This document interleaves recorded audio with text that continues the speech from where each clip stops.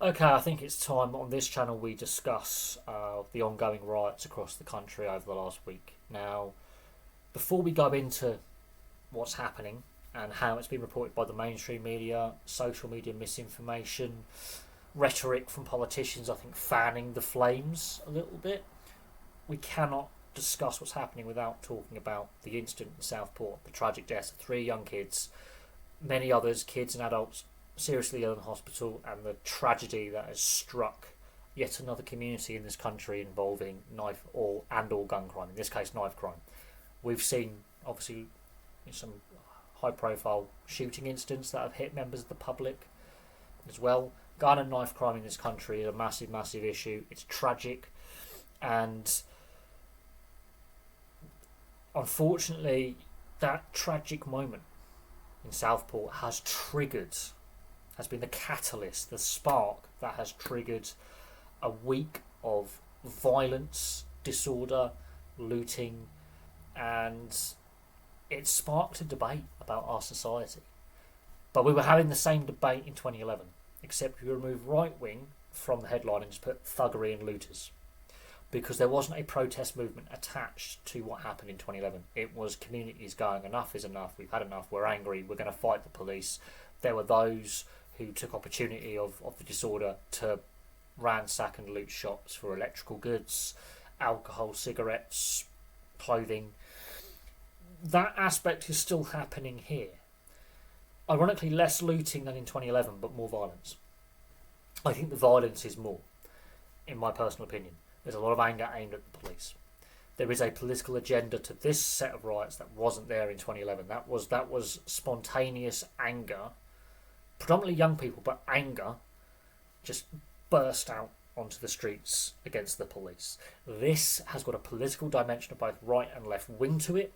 And the left wing aren't innocent in this either. There are elements of the left wing that have contributed to the violence and the disorder. But there is obviously a right wing element as well. But there's a lot of people involved who are politically neutral, not interested in left or right wing, who are just angry. And then there are those who are opportunists on all sides who've gone, oh, I can get a bit of loot, I can get a bit of swag, I can just. And there's a lot on the left wing who don't like the police as well, who want to defund the police and have a bad relationship. There's a lot on the right who've got a negative relationship with policing in recent years, who are more on the law and order side of politics, but they've fallen out of love with the police as well. There's a lot of anger, and yes, what happened in Southport? There should be anger about knife crime. There should be anger about failure of social services, because the suspect who has been charged was actually part of a Children in Need appeal for the BBC when he was 11. The fact that knife crime is and to a certain extent gun crime is still killing our young people is a massive, massive issue that's been going on for 20 odd, 30 odd years. This is not a new problem, and successive governments and successive police chiefs have failed to deal with it. It's endemic. Literally just before these riots, when we had the riots in Leeds a couple of weeks ago, in Leeds, there was the incident in Southend with the machete fight. And the way the media reported certain things, they reported the riot in Leeds as disorder, barely reported the incident at Southend. Obviously, what happens in Southport, a lot of the national media is based in Manchester, which is not a million miles away from Southport, so a lot of the national media were there very, very quickly on the scene. Of course, a lot of international media is based in Greater Manchester and Media City and Salford as well. So a lot of overseas media were very, very quickly at the scene. What has since happened is there is a political agenda to some of the protest movement, obviously, left and right wing. But then the violence has erupted, and as I say, the same issues are coming up. Deprivation, lack of employment, lack of trust in the police, anger in communities where there is, a lack of opportunity for young people, for example, or high poverty. Cost of living is a big thing now. What happened during the COVID pandemic with all these lockdowns and a bit of a breakdown of community and social cohesion.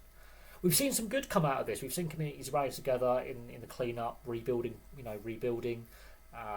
condemning the violence, standing in solidarity, and there has been some positives from community standpoints of people from all backgrounds and all levels of income and wealth and ability coming together and saying this is our area, this is our home. We don't want this. Go away. We don't want your violence. We don't want protesters to turn up to twist the narrative, and that has been twisted.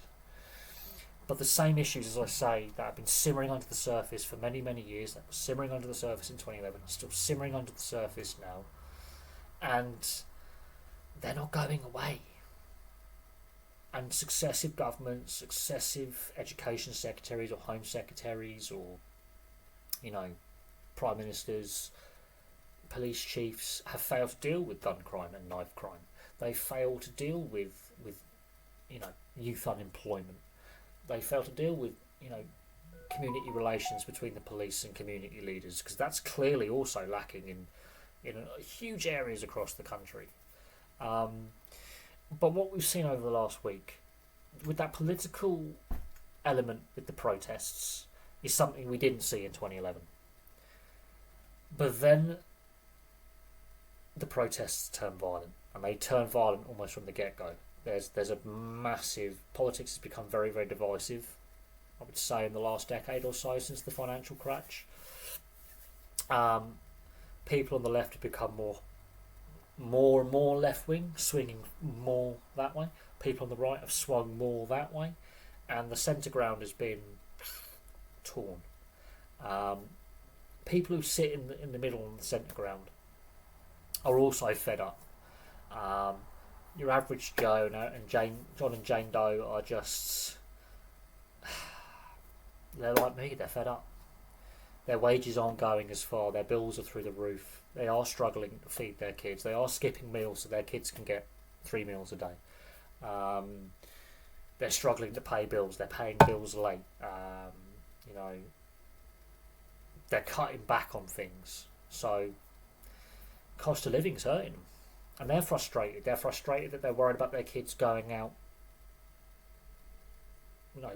hanging out with their mates, that they're going to come back at night safe with what we've seen with knife and gun crime. They're worried about their kids' futures. Are the kids going to get a job? Can they find a place to live? Because I'm lucky that I've managed to just about afford my current apartment. I've been stuck in my overdraft for 3 years. After payday, within 3-4 days, rent goes out. I'm back in the over.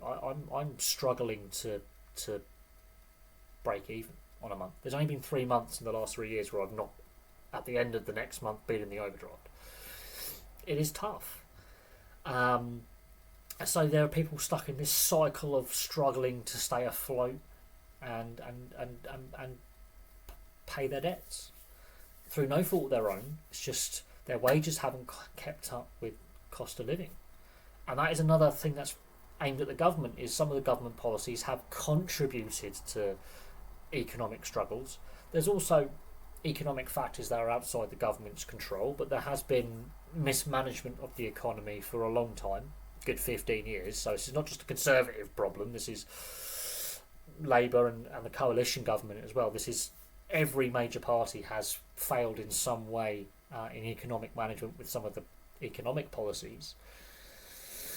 But there's also been issues with the police. There's been some high profile criminal cases involving police officers that have led to convictions that have damaged the trust in the police.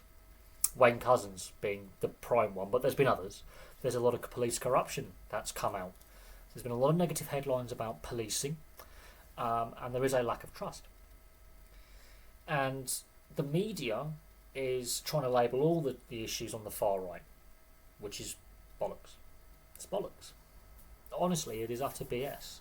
There is a lot of people who are generally concerned about, jobs, immigration, housing, cost of living, children's safety, lack of trust with the police, who are also going to these protests, be it right or left-wing organised, and saying, we've had enough, or we are concerned. There are those who have hijacked this and have led to disorder. There are those there just to fight the police on both the right and left wing. They're just there to have a ruck with the police. They don't like the police and they don't like each other. There are those there just for a fight.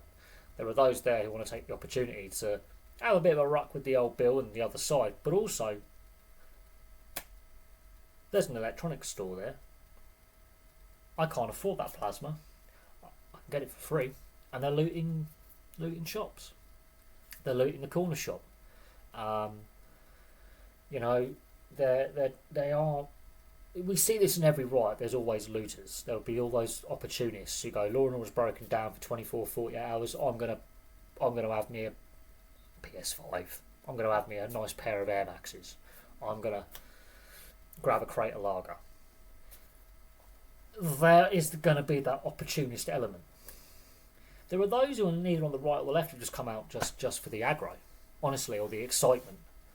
And this is something that social scientists have been studying for 100 years about rioters and riots, and how there'll be those who do get involved in just the looting aspect and the fighting aspect and the general disorder, because it's breaking the rules, it's naughty and it's fun.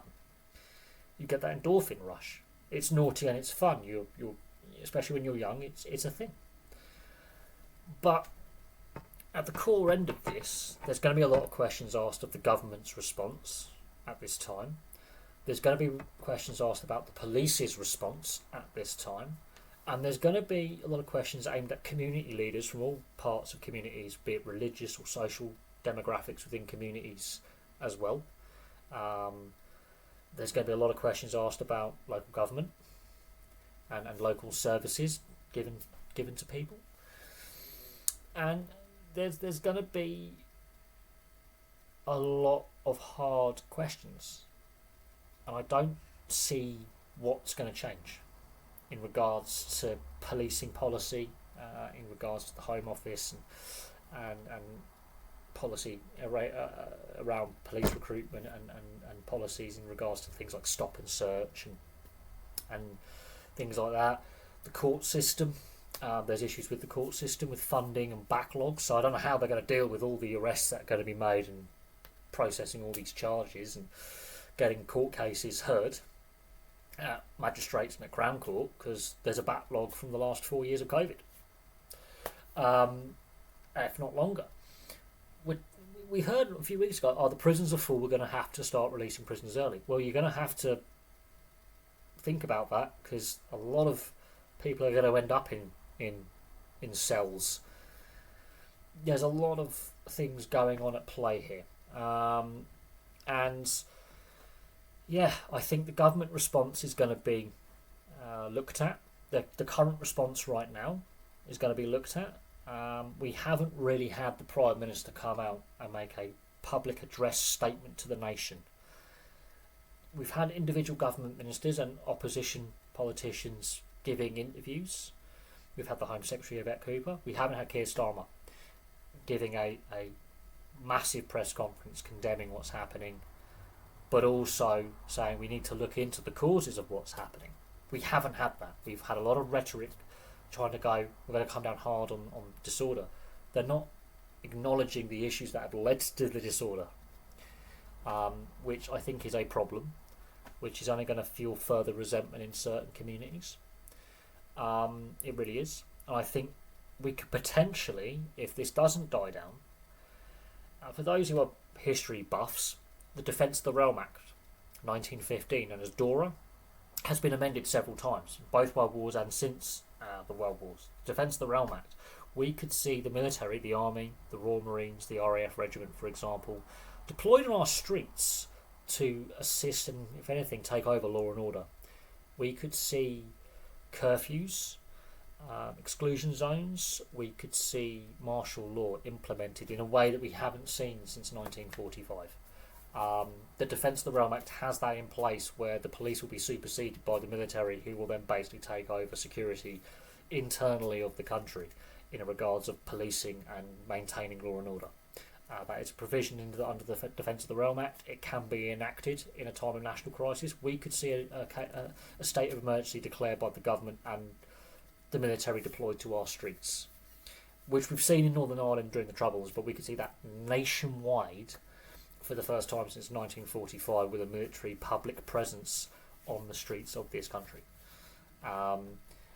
Do I think it gets to that stage? We'll have to see what happens over the following week or two. But if this doesn't die down, if there's continued disorder on a daily basis, daily basis, we could potentially see the military on our streets and a state of emergency declared. The government response is going to be very, very interesting. I'm surprised. Yes, there's been calls from some in the opposition parties for a recall of Parliament to discuss measures. That could potentially happen as well. But I do think the rhetoric, the mainstream media is not helping, as I say. But I do think we are in very serious times that I think is more serious than 2011. I think in 2011, actually, I think the government had more of a grip of control and the police had a more control over what was going on than now. That was more spontaneous disorder. This has got an organised protest movement on both sides behind a part of it, and also the opportunist, spontaneous disorder, and also anger from communities aimed at the police, at the government, and just politicians in general, be it local government or the national government in Westminster. This is more of a build-up of more anger and frustration over many, many years.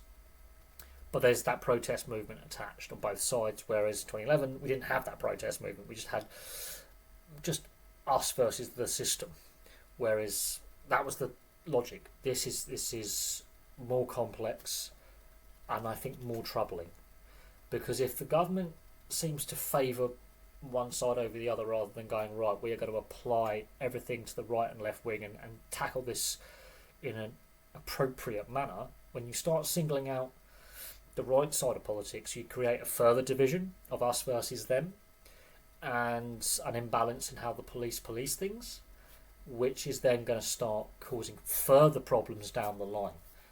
So we'll see what happens. But from me for now, thank you very much for watching. Very divisive topic, very concerning topic.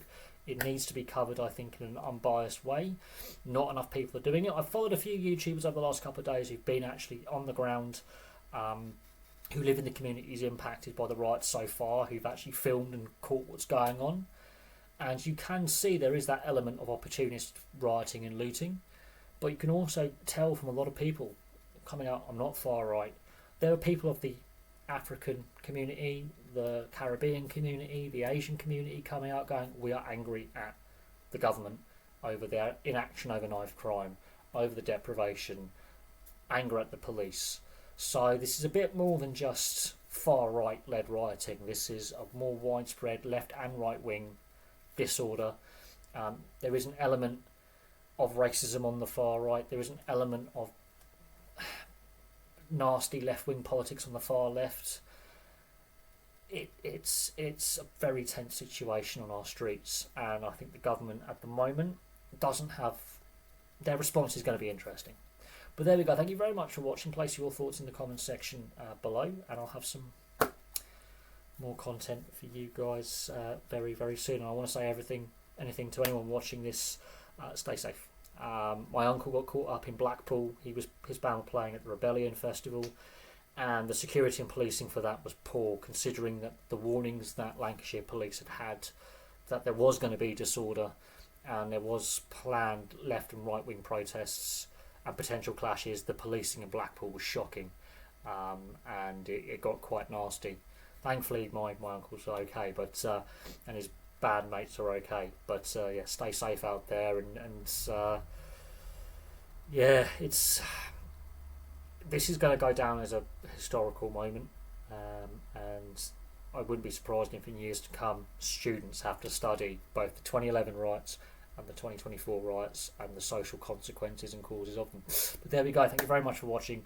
I'll have some more content on this channel, hopefully of a more positive note for you guys very, very soon.